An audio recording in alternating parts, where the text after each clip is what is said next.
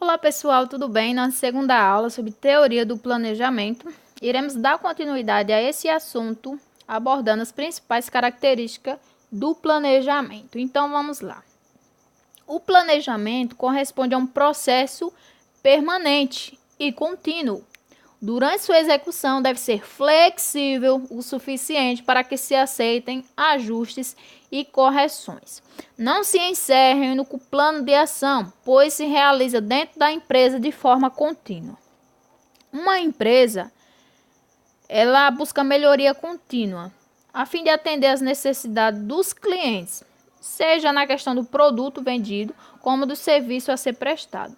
Então, o planejamento, para atender esse anseio da organização, do cliente, deve ser também de forma contínua.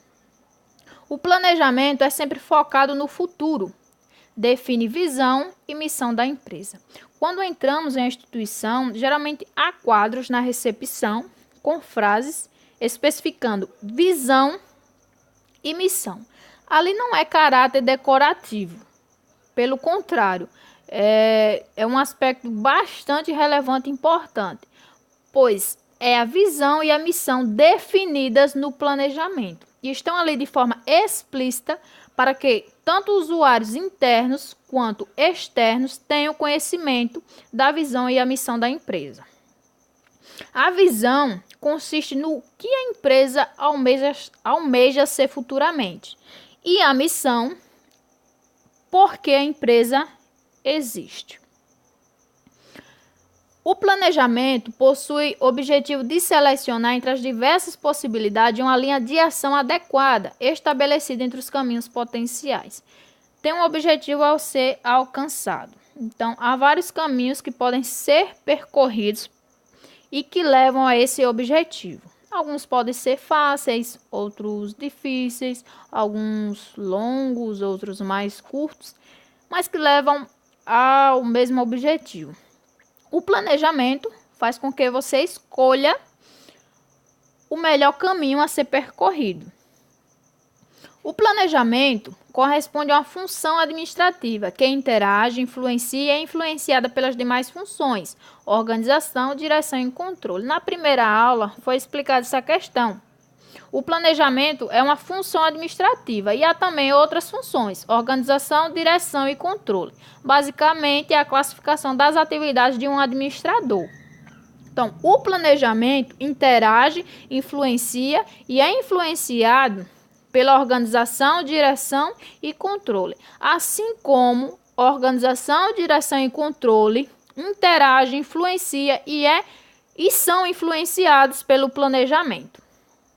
O planejamento corresponde a uma técnica de inovação e de mudança no anseio da organização.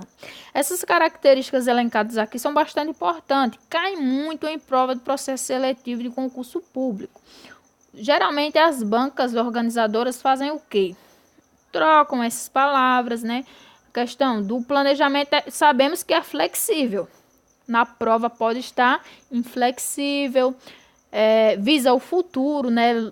Lá pode estar visando o presente ou até mesmo o passado, troca o conceito de visão e missão e dentre outros. Então, é bastante importante termos em mente essas definições, né? Claro, para acertarmos nas questões das provas. Aqui será tratado sobre o processo do planejamento, que consiste em 6 etapas básicas. A primeira etapa define os objetivos. Então, identificar os resultados e efeitos desejados e deve ser de forma específica. Você quer ser rico? Então, quanto precisa ter em sua conta bancária para você se considerar rico? Deve ser bem específico. Determine aí um valor. Então, é apenas um exemplo, mas os objetivos devem ser definidos de forma específica. A pergunta nessa primeira etapa a ser feita é: para onde queremos ir? A segunda etapa, você irá determinar onde você se encontra em relação aos seus objetivos. Avalie sua situação atual em relação aos resultados desejados. Dessa forma, você irá saber os pontos fortes que trabalham a seu favor, bem como os pontos fracos que pode retê-lo. A pergunta a ser feita nessa segunda etapa é a seguinte: onde estamos agora? A terceira etapa desenvolva premissas em relação às condições futuras. Então, você irá gerar cenários para aquilo que pode acontecer.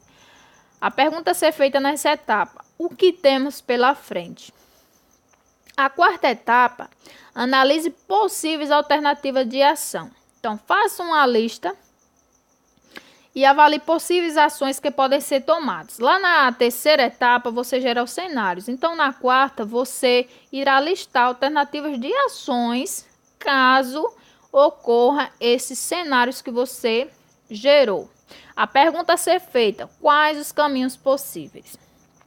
Na quinta etapa, escolha a melhor dentre elas e decida como implementá-la. Na quarta, você elencou as principais características.